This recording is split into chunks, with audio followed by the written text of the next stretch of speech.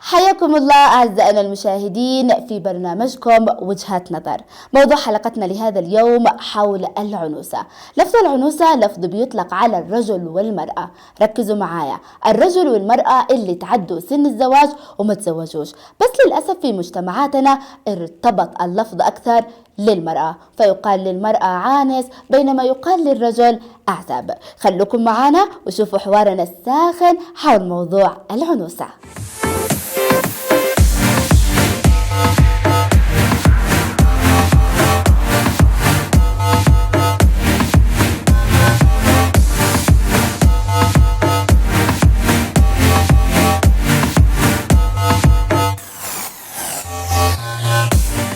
طبعا انت بتمثل آراء كثيرة من آراء المجتمع، في كمان من الفئة المثقفة بتتكلم هذا الكلام، وكذلك في من الفئات اللي نقدر نقول انها تعودت على هذه الكلمة حسبا للعادات والتقاليد. طيب برأيك انت ايش السن المناسب للزواج؟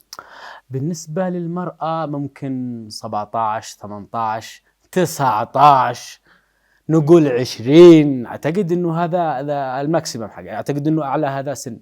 وما بعد 20 تعتبر عانس. وفي 30 عانس جدا. وفي 35 و40 لا أعتقد تصلح للزواج. لا تصلح للزواج. أنت بتشوف إنه ممكن تصلح للزواج كزوجة ثانية أو ثالثة لرجل 60. نعم. طيب أنت بتشوف إن هذه المفاهيم إيش سببها في مجتمعنا؟ يعني أنت بتمثل أفراد من أفراد المجتمع اللي بتنظر لهذا الموضوع من هذه الناحية، فهو ممكن كثير من الشخصيات وكثير من الأشخاص يقول لك أن سن 30 هو سن النضج بالنسبة للمرأة وبالنسبة للرجل. بتكون فيها المرأة فاهمة الحياة أكثر وقادرة تفهم الزوج وقادرة كذلك تبني حياتها الأسرية، حتى قادرة تتعامل مع الأطفال.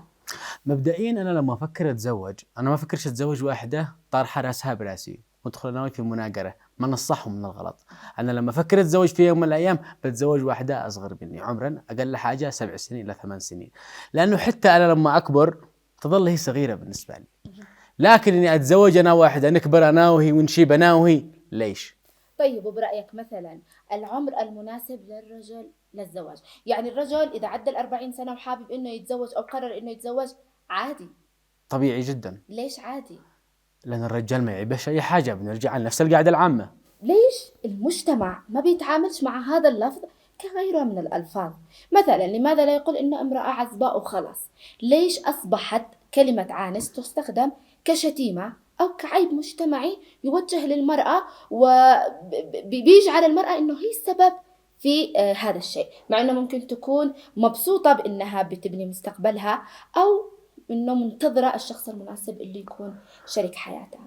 مبدئيا يا عليا كلمة عزباء ما تحسهاش كويسة، معروفة من زمان إني عازب. يعني عزباء عانس أفضل من عزباء؟ تحسها إني مناسبة أكثر. من اللي قرر إنه مناسبة أكثر؟ أنا أشوف إني مناسبة. يعني أنت كمجتمع بتشوف إن كلمة عانس أنسب من كلمة عزباء؟ أيوة، لأنه إحنا تعودنا عليها كذا عانس، ما تعودناش عليها عزباء، تحسها كذا غريبة. هذا أولا. ثانيا المرأة لما يفوتها قطار الزواج عادة أكيد إنه فيها حاجة. ومن حدد قطار الزواج هذا؟ إحنا حددناه. وأنتم تحددوه بأي صلة؟ لأنه المرأة لازم تتزوج صغيرة. طيب ما إحنا والرجل في قطار واحد. من قال إحنا في قطار واحد؟ لا مستحيل. قطار زواج المرأة والرجل بنفس القطار. عمرنا ما كنا في قطار واحد، هذه لازم تفهميها. لا إحنا في قطار واحد. الرجل لازم يتزوج مرأة أصغر منه. ليش أدخل في قطار فيه نساء؟ هذه أول حاجة. ليش لازم؟ لازم لأنه مثل ما قلت لك أنا لازم أتزوج واحدة أصغر مني علشان أنا أكبر هي تظل صغيرة. عشان تسيطر؟ عشان أسيطر واحدة. عشان تسمع كلامك ما تقولش لا. 2 حلوة، ما أنت فاهمة. يعني هذا هو عذر الرجل إنه يأخذ واحدة أصغر منه علشان يبدأ يسيطر عليها ويتسلط عليها، يعني تشتغل شغل السيد. السيد هذا أنا ما أحبش أشتغله لأنه هو أساساً لابسني الموضوع. أنا كالسيد هو المفترض أن الرجال قوامون على النساء.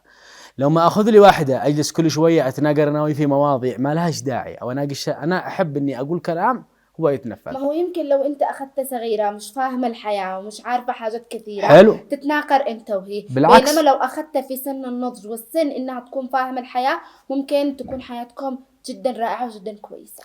هذه حالات نادرة وأعتقد أنه صعب أنك تلاقيها. ليش ما نتكلمش عن الحالات النادرة؟ ودائما الحالات النادرة هذه بنبدأ نخفيها ونبدأ نظهر الأفكار اللي بتمثلوها أنت أو بتمثلها فئات كثيرة من لحظة عليا، نرجع للسؤال الأول حقنا اللي هو ليش نقول للمرأة عانس وما نقولهاش عزباء؟ لأنه المرأة عادة لما تكون عانس أكيد أنه فيها عيب معين، لأنه يا متشرطة زيادة يا فيها طبيعة سيئة، لأنه مستحيل المرأة تجلس الوقت هذا كله ما تزوجتش، لأنه مستحيل طبيعي. يعني أنت بتشوف أنه من أسباب تأخر الزواج هي المرأة؟ بجانب الظروف المرأة، نعم أكيد. لو المرأة يعني شخصيتها حلوة وجميلة فطبيعي يكون حتى لو كانت زوجة ثانية. تكون المرأة عاملة عدد من الأشياء اللي تكون موجودة في شريك الحياة، التفاهم، الاحترام، يكون في ما بينهم لغة حوار. ما وجدتش هذا الشيء فهو كمان سبب إنه ما لقتش الشريك المناسب. ليش دائما كل شيء أو دائما المشاكل هذه بنخلي المرأة شماعة إنه سبب تأخر الزواج المرأة؟ ما في عدة أسباب اللي بتأخر الزواج للشباب والشابات. معك الظروف الحالية، معك الأوضاع الاقتصادية، معك كمان غلاء المهور، ومعك أشياء كثيرة بتخلي كثير من الشباب ما يقرروش يتزوجوا بهذا العمر، وممكن أنهم يحتاجوا فترة أطول يفهموا الحياة أو زي ما قلت يكونوا أنفسهم أو يبنوا مستقبلاتهم. ليش المرأة؟ بنقول صح، في بعض الرجال صح يلاقوا صعوبة أنهم بعض الرجال نعم يلاقوا صعوبة أنهم يبنوا مستقبلهم في وقت قريب، لأنه خلال الظروف الحالية أعتقد أن الوضع صار صعب شوية. إذا خلينا نوصل لنقطة إنه أسباب عزوف الشباب والشابات عن الزواج مش المرأة، وإنما أوضاع راهنة اقتصادية ومادية ومجتمعية، ونشيل المرأة من إنه هي السبب في تأخر هذا الزواج، أو زي ما قلت إنه يكون لها اشتراطات معينة. هو ما يكون شرط أساسي، لأنه المرأة عامل مساعد في الموضوع هذا. زي ما قلت لك، إذا المرأة مثلا متشرطة، من الأشخاص المتشرطة، أشتي أكمل دراستي، أشتي أتوظف، أشتي كذا، هل ما زلت أنت مقتنع بإنه المرأة عانس وإنه لازم نصنف لقب معين للمرأة، أو إنه ممكن تتغير قناعاتك؟ أنا كمجتمع عمر الكلام مرة أو مرتين ممكن يغير في وجهة نظري. أنا اللي يلزمني إنه تغير أفكار ومعتقدات أمة كاملة، شعب كامل. فصعب إن أنت بجلسة صغيرة تجي تطرح علي كلامك والمفروض إني أقتنع به.